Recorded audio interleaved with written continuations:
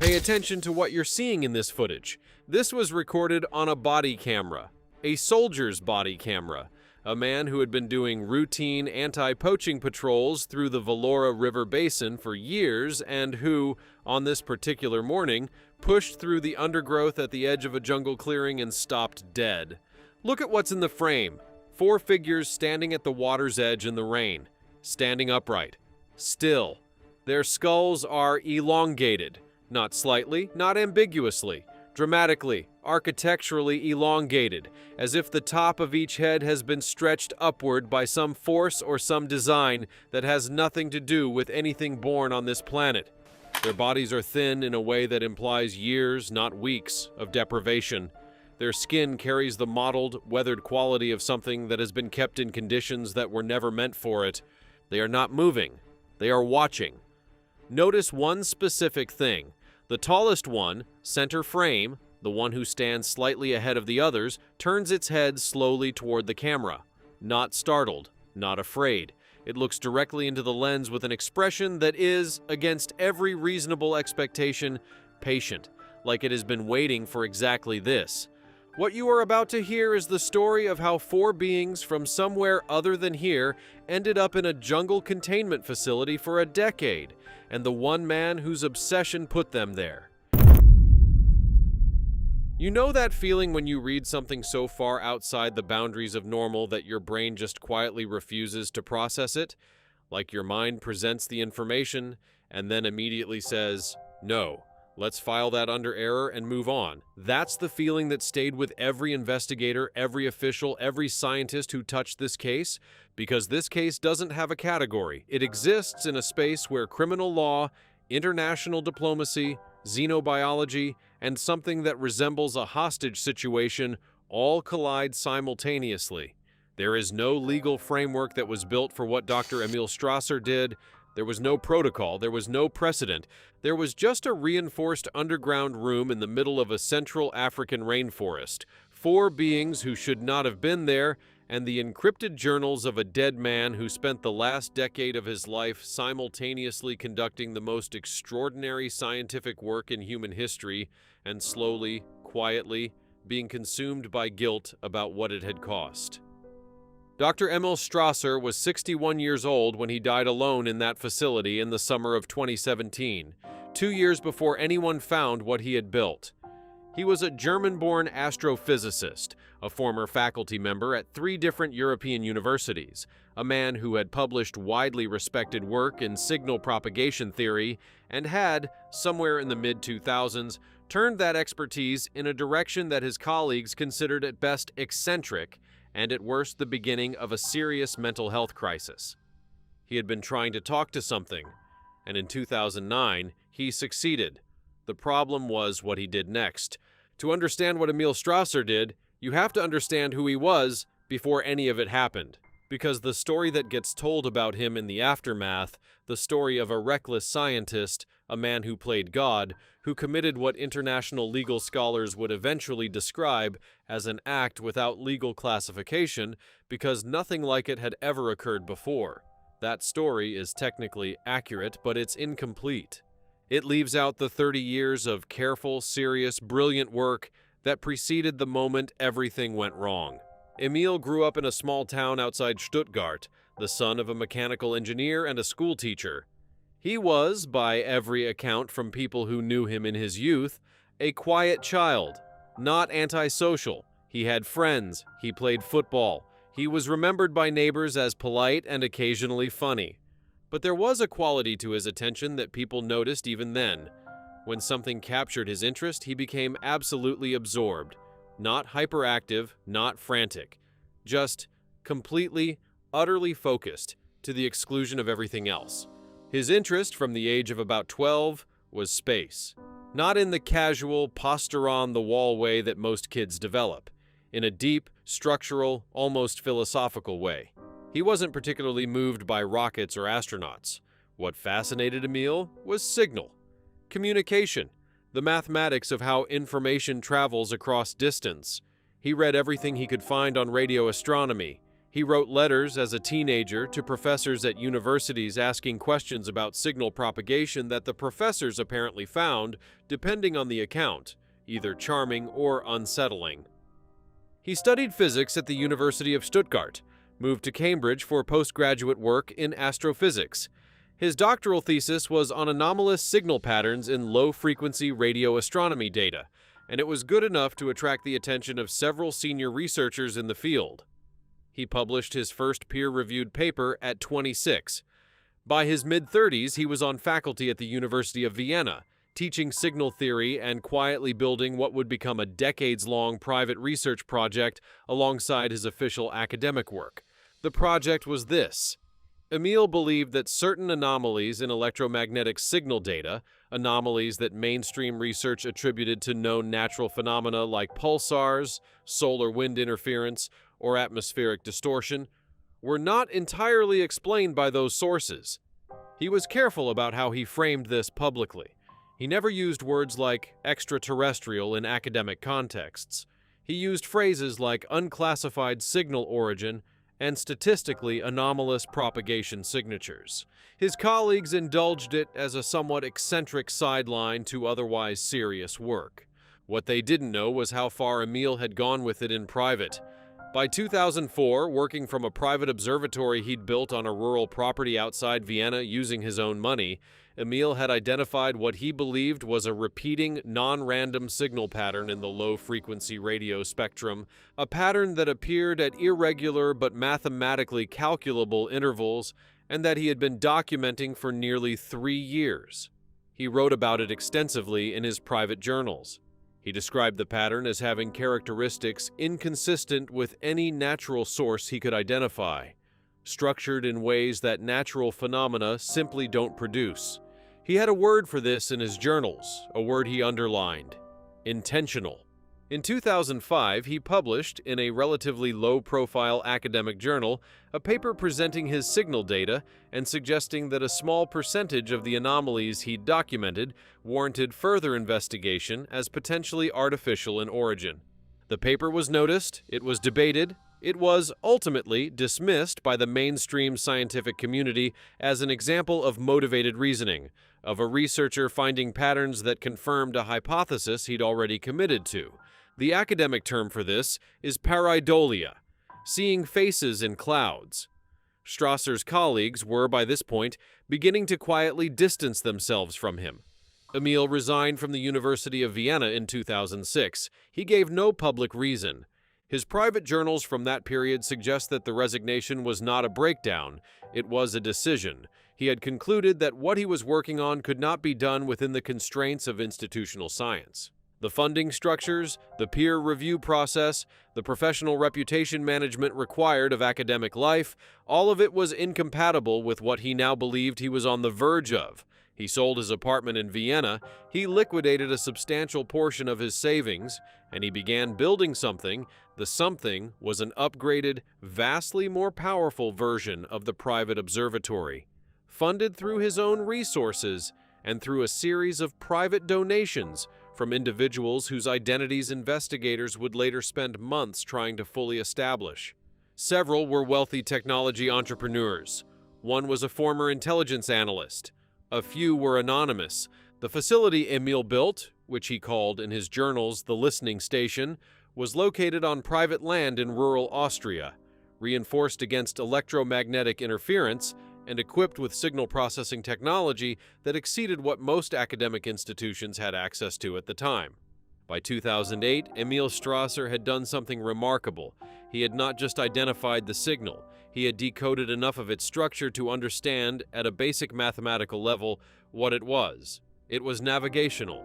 It was, in the most fundamental sense, a guidance system. A craft moving through the upper atmosphere of Earth, or near it, was broadcasting positional data on a frequency that almost nobody was listening to. Emil was listening. His journals from late 2008 are extraordinary documents. The writing becomes increasingly terse, increasingly compressed, as if the weight of what he's processing is too large to put into full sentences. He writes things like, confirmed, 3 weeks of consistent tracking, the pattern is stable, It returns. On one page he writes only, "What do I do with this?" What he did with it was, by any measure, one of the most audacious and morally catastrophic decisions in the history of human science. He hacked it. The technical details of how Emil Strasser managed to override the navigational system of a non-terrestrial craft are contained in approximately 400 pages of his encrypted journals, and those journals remain classified at the highest level as of this writing. What investigators were able to establish, from the portions of the journals that were eventually partially declassified for use in the international inquiry, is the broad outline.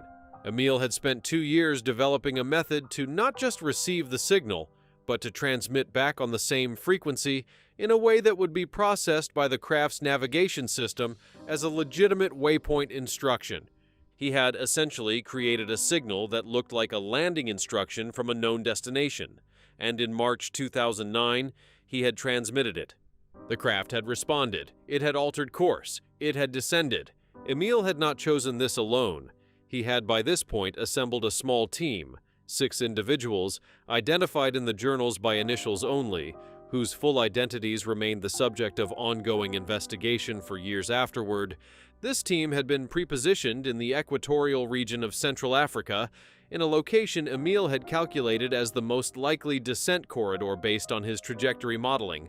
They had equipment, vehicles, a medical team of 2, and a facility, the underground containment structure that would later be discovered overgrown and half-consumed by the jungle, that had been constructed over the preceding 18 months at significant expense. When the craft came down, not crashed, the journals specify, but forced into an emergency landing protocol that brought it down at a speed survivable for its occupants, it came down in the Valora River Basin, Equatorial Africa, in the early hours of a morning in late March 2009. The craft itself entered the river. Emil's team reached the site within 40 minutes of the landing. By the time the first light of dawn was beginning to gray the sky over the jungle canopy, 4 occupants had been removed from the craft and transported to the containment facility. The craft itself sank. It has never been recovered. Emil Strasser flew into the region from Vienna 2 days later. He walked into that facility and stood in front of 4 beings from somewhere other than Earth, and he spent the next 8 years of his life trying to understand them, and trying to justify what he'd done to get them there. The early journal entries from the facility are clinical, methodical. Emil documents physical characteristics, behavioral patterns, responses to stimuli, dietary requirements established through careful and apparently painful trial and error. He notes that the beings do not appear to communicate verbally, not in any acoustic frequency range his equipment can detect. He notes that they appear to communicate through a form of pattern-based signaling that he can observe but not initially understand. He notes that they are not aggressive. He notes, with what reads as surprise, that they appear to be trying to communicate with him. Here's what makes this case genuinely unlike anything else that exists.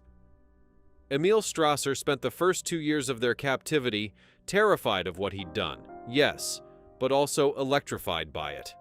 The scientific data he was accumulating was, by his own assessment, incalculable in its significance. The beings he was studying were not primitive. They were not animals. They were, by every functional measure he could apply, more technologically sophisticated than any human civilization. The mathematical concepts they communicated through their pattern system, once Emil had developed enough of a shared language to begin parsing them, described physics that human science had not yet reached. He writes in his journal in 2011, "I understand perhaps 12% of what they are telling me. It is the most important 12% of anything I have ever known." He called the tallest one Milo. He never explained why in any journal entry investigators found. He just started using the name in mid-2010, and it stuck. The other 3 he referred to by numerical designations: Subject 2, Subject 3, Subject 4, until 2013, when the journal entries begin using names Sela, Oren, and Kale. Again, no explanation for the names, just the quiet, incremental humanization of beings he had imprisoned. Because that is what it was.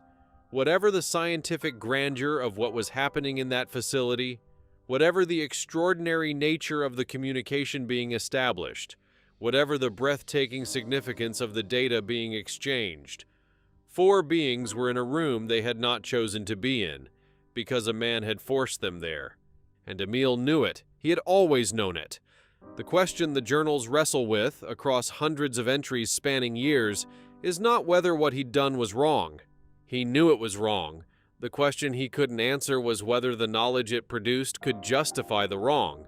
He never resolved that question. He died before he could. On June 14, 2017, Emil Strasser suffered a cardiac event in the facility's main observation room. He was alone. His team had, over the years, gradually dispersed, some through disagreement, some apparently through Emil's own decision to limit the number of people with direct knowledge of what the facility contained. By 2017, he was the only human being in that structure. He died on the floor of the observation room, with Milo watching through the reinforced glass of the containment area, and he was not found by any other human being for more than 2 years. Lieutenant Kofi Agyeman had been running anti-poaching patrols through the Valora River Basin for 4 years when the radio interference started. This was February 2019.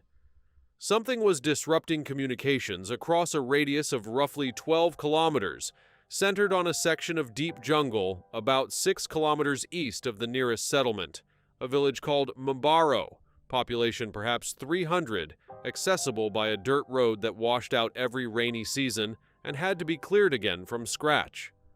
Radio interference in the basin wasn't unusual. Mining operations sometimes caused it. High-tension power infrastructure from distant facilities occasionally generated it. Wildlife tracking equipment used by conservation researchers could cause localized disruption. Agyeman logged it, reported it up the chain, and waited to hear if anyone could identify the source. Nobody could. The interference continued. It intensified slightly in March 2019. By April, it was consistent enough that the village of Mbaro had begun losing radio contact with the nearest administrative center for several hours each day. What was generating it, investigators would later determine, was the facility's power systems. Emil had built the containment structure around a self-sustaining generator, a sophisticated piece of equipment that ran on a closed-loop system and required almost no external fuel input. It had been operating continuously since 2008, and it was aging. The electromagnetic shielding on its power output had been degrading for years, and by early 2019 it was leaking enough interference to be detectable across a significant radius. The facility was, in a sense, calling for help. Not intentionally. Not from anyone inside. Just from the entropy of a machine running too long without maintenance, quietly broadcasting its own existence. Agyeman's patrol reached the edge of the facility's perimeter on the morning of August 17, 2019.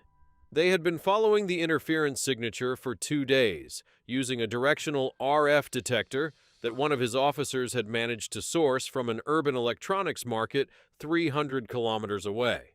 The detector led them through terrain that had not been touched by human activity in years, undergrowth so thick they were cutting through it with machetes, ground so saturated from recent rains that the mud pulled at their boots with every step. The first sign that something was wrong, that this was not going to be a mining camp or an illegal logging operation, was the structure itself, or rather, the structures. There were 2.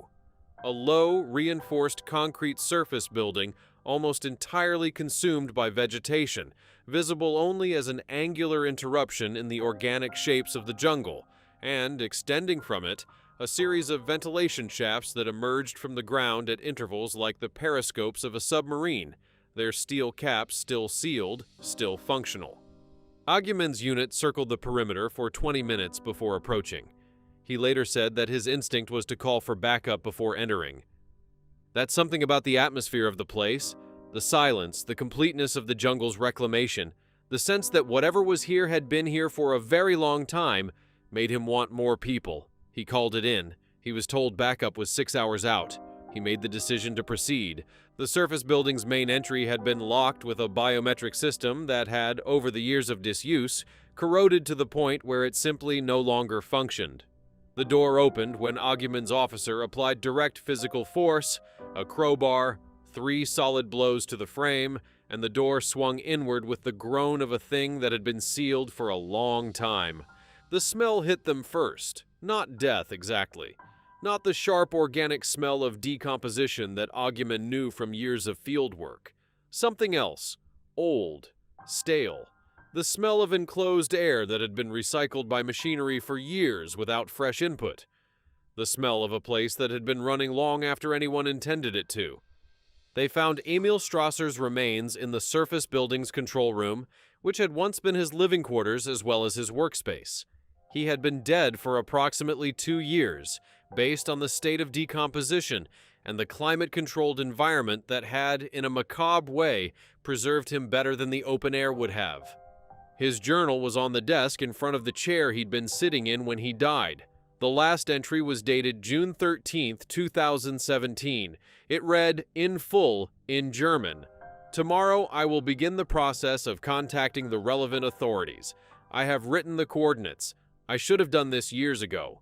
Milo knows. He never got to tomorrow." The containment area was accessible from the control room through a reinforced corridor with 3 separate airlock-style doors, all of which were still powered and functioning. Ogumon opened the first door, then the second. By the time he opened the third, he had understood, at some level below conscious articulation, that whatever was on the other side of it was not going to be anything he had a protocol for. The 4 beings were in the containment area. They were alive. They were standing, not pacing, not agitated, simply standing near the far wall, in a rough semicircle, as if they had arranged themselves to receive visitors. Their physical condition, even to eyes that had no reference point for what a healthy version of them should look like, was clearly compromised. The malnourishment was visible. The years were visible. But they were standing, and they were watching the door. Ogumon later said, in a debrief recording that was eventually partially declassified, that the first thing he felt was not fear. He'd expected fear. He'd thought about it during the walk through those corridors. That whatever is on the other side of this door, you might be afraid of it. He said the actual feeling when the door opened and he saw them was something closer to sorrow. They looked like people who had been waiting too long, he said. That's the only way I know how to describe it. Whatever they were, wherever they came from, they looked the way a person looks when they have been waiting for something for years and years and finally see it happening. He did not approach them. His unit pulled back to the surface. He sent his highest priority communication upward through his chain of command, using language that he later described as inadequate by definition, because there are no standard field report categories for what he was reporting. Within 6 hours, the backup he'd called for had arrived. Within 12, a representative from the National Defense Ministry was on the phone. Within 48, the facility had been secured by a specialized response unit, and the first classified international communications about the situation were being transmitted between governments. The investigation into Emil Strasser and the Halcyon Institute, the name of the private research consortium through which the facility had been funded and operated, began in parallel. It would take months to fully reconstruct what had happened, and years to establish the complete picture. But the broad outlines began to emerge quickly, driven by the journals, the facility's own records, and the eventual partial cooperation of 2 of the 6 members of Emil's original team who were still alive and locatable. The Halcyon Institute had been incorporated in 2006 in a jurisdiction with favorable privacy laws for private foundations. Its stated purpose was independent astrophysical research. Its actual purpose, known only to Emil and his inner circle, was the construction and operation of a facility for the study of non-terrestrial life. Its funding had come from a combination of Emil's personal resources and contributions from private donors who had been briefed, to varying degrees, on what their money was building. 2 of those donors, when eventually identified and approached by investigators, denied any knowledge that the facility was intended for the captive study of living beings. They had been told, they said, that the facility was for signal research, for receiving and analyzing non-terrestrial communications. They had not been told about the interception plan. They had not been told about the descent. They had not known 4 beings had been taken from their craft and held underground for a decade. Whether those denials were truthful was, and remained, a matter of ongoing investigation. The 6 team members who had been present for the descent and extraction in March 2009 were harder to locate. 2 had died in the intervening years, one of natural causes, one in circumstances that were investigated but ultimately ruled unrelated. 2 could not be found, 2 were located and interviewed. Both confirmed the basic facts of what had happened.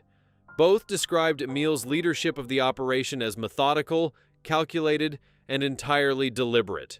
Neither expressed, in their interviews, anything resembling remorse.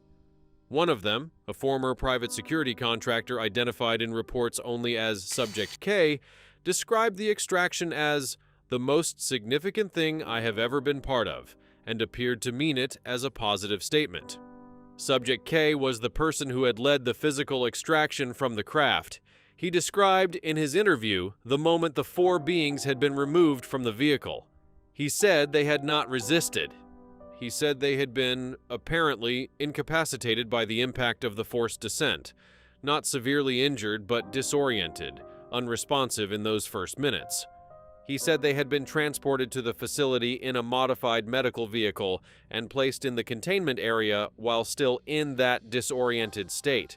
By the time they fully regained awareness of their surroundings, the doors were locked. He said Emil had stood at the observation glass for hours that first day, just watching them.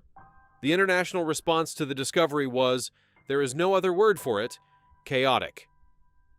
Governments that were informed through official channels responded in starkly different ways, some with immediate concern for the welfare of the beings and demands for their transfer to international custody, others with expressions of interest in the scientific data Emil had accumulated and less urgency about the condition of the 4 individuals, and a small number with a response that investigators found deeply troubling. Attempts to classify the entire situation as a national security matter and restrict information flow. A UN task force was hastily assembled. It was not a smooth process. The task force had no legal framework to operate within, because no legal framework existed for this situation. International law covers the treatment of human beings. It covers certain categories of animals. It covers no category for what Milo, Sella, Oren, and Kale were.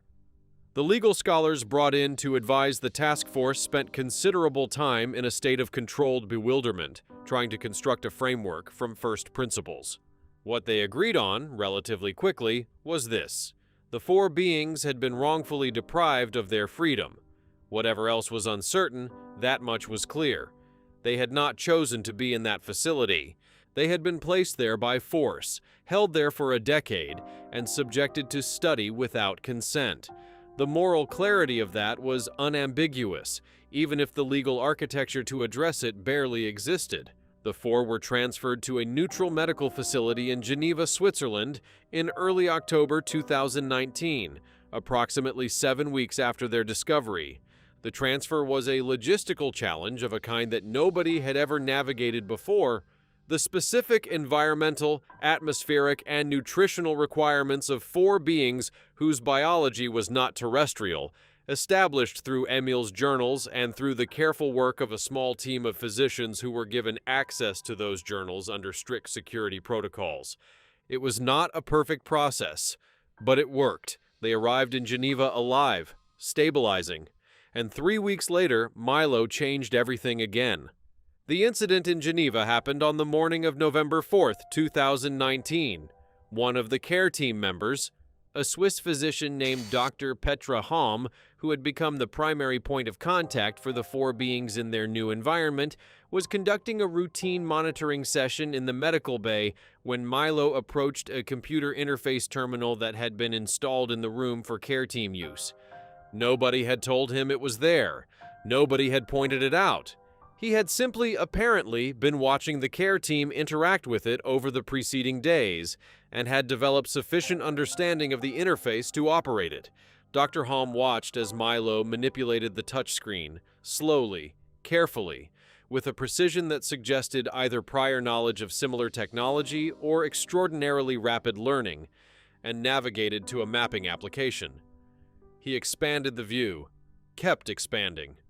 out through local geography, out through continental, out through atmospheric layers and into orbit and beyond, until the map displayed the solar system. He paused there, then he moved the view further out. Deep space. And in the deep space view, with a gesture that Dr. Halm later described as entirely deliberate, entirely certain, he placed a marker, a set of coordinates, in deep space. Then he turned and looked at Dr. Halm and waited. The coordinates were processed by astrophysicists brought in under emergency clearance within 48 hours.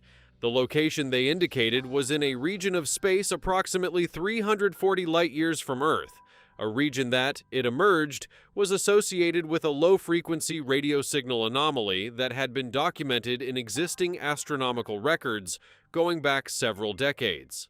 An anomaly that, until this moment, had been classified under the standard label of unclassified natural source. Emil Strasser had documented the same anomaly. It was in his earliest journals. It was the signal he had first identified as intentional in 2004. It was, apparently, home. The UN Security Council convened a closed emergency session within 72 hours of Milo's coordinates being verified. The session lasted 11 hours. Its full content remains classified. What was confirmed through subsequent official statements was that the session discussed whether to transmit a response signal to the coordinates, using the frequency and signal parameters that Emil had reverse-engineered and that were now in the possession of the task force. The debate, from what was later reconstructed through leaked documents and the testimony of several officials who became increasingly uncomfortable with the secrecy in the years that followed, was not about whether it was the right thing to do. Most participants agreed it was the right thing to do. The debate was about the consequences, about what a response might bring, about whether the species that had been waiting 340 light-years away would arrive with understanding or with something else. Here's the thing about that debate that matters most in the context of this story. It completely missed the point. Because in focusing on what a signal might bring, the Security Council was treating this as a geopolitical calculation, a strategy question, a question of what was good for the governments at the table. It was not a geopolitical question. It was the simplest possible moral question. 4 people had been taken from their home against their will. Did they have the right to tell someone where they were? The body camera footage from Lieutenant Agyeman's entry into the facility, the footage that opened this story, was formally entered into the UN inquiry record on December 1, 2019. Investigators had obtained it through Agyeman's unit records in early November, during the process of assembling the evidentiary foundation of the inquiry into Emil Strasser's actions and the Halcyon Institute's operations. The footage was examined in detail. The 4 figures at the river's edge, the rain, the stillness of them, the specific moment when Milo turned and looked directly into the camera. Digital forensics analysts examined the footage extensively. They confirmed its authenticity. They noted that the behavior of the 4 figures in the footage was, as Agyeman had described in his debrief, not panicked, not aggressive, not distressed in any immediately visible way. They were standing at the water's edge in the rain, and they were looking at the camera with the patience of something that had been waiting for a very long time. The footage became the centerpiece of the public communication strategy, such as it was, around the case. It was the first, and for a long period, the only visual evidence of the 4 beings that was permitted for public release. Every other documentation remained classified. The footage was released in a highly controlled form in early 2020 as part of the official confirmation that the discovery had occurred. It was watched in various forms and platforms by more than 2 billion people within the first week of release. 2 billion people watched 4 figures standing in the rain and understood, each of them in their own way, that something had irrevocably changed. The investigation into Emil Strasser and his team took years to complete. It was complicated by his death, by the international nature of the operation, by the classification of key documents, and by the fundamental problem that the legal system had no existing category for what he had done. What emerged gradually from the inquiry was a portrait of a man who had been, simultaneously, more right and more wrong than almost any human being in recorded history. Right about the signal, right about the craft, right about the beings it carried, right about the extraordinary scientific significance of what he had found. Right, and this is the part that haunts the inquiry reports, about the content of the knowledge he had accumulated. The scientific data in Emil's journals, once it began to be processed by researchers cleared to access it, was as significant as he had claimed. More significant. It described fundamental physical principles that had implications for energy, propulsion, material science, and a dozen other fields that human civilization had been working on for generations. It was, in a very literal sense, a leap, exactly as he had always believed it would be. And yet, he had kidnapped them. He had held them in a room for a decade.